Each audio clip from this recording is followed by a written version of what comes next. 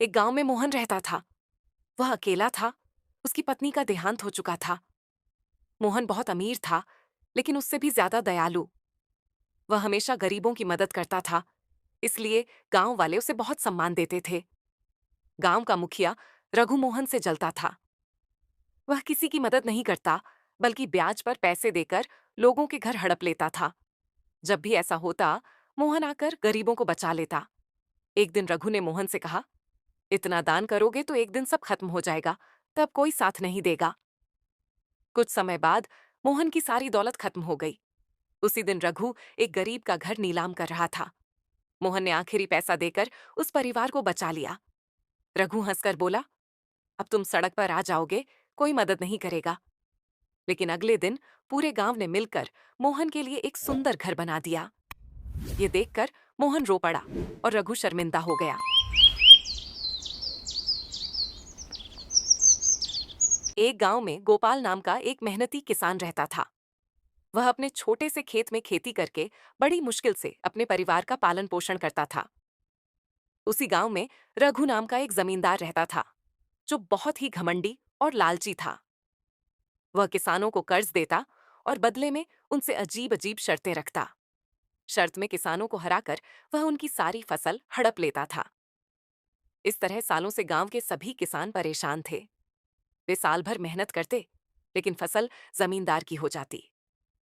एक दिन गोपाल को अपने बेटे की पढ़ाई के लिए पैसों की जरूरत पड़ी। मजबूरी में वह जमींदार रघु के पास गया। रघु ने पैसे तो दिए, लेकिन एक शर्त रखी। उसने कहा, तुम जो भी फसल उगाओगे, उसका ऊपर का हिस्सा मेरा होगा और नीचे का हिस्सा तुम्हारा। गोपाल मजबूर था, उसने शर्त मान ली। घर आकर उसने यह बात अपने बेटे को बताई। गोपाल का बेटा बहुत ही चालाक और बुद्धिमान था। उसने मुस्कुराते हुए कहा, पिताजी, चिंता मत कीजिए, इस बार हम आलू उगाएंगे। फसल तैयार हुई। आलू जमीन के नीचे होते हैं। जमींदार को ऊपर से सिर्फ सूखे पत्ते मिले और गोपाल को नीचे से ढेर सारे आलू। रघु गुस्से में आग बबूला हो गया, लेकिन कुछ कर नहीं सका। उस दिन से उसने किसानों को सताना बंद कर दिया।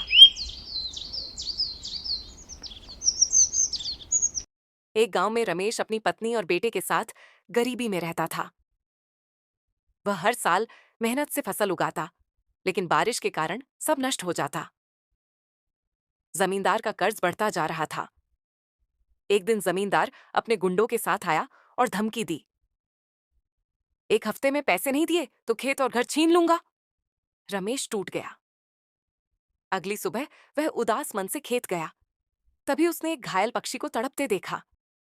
रमेश उसे घर ले आया और उसका इलाज किया। कुछ समय बाद पक्षी ठीक हो गया और बोला, मैं जादुई पक्षी हूं, जो मांगो मिलेगा। रमेश ने अपनी पूरी सच्चाई बता दी।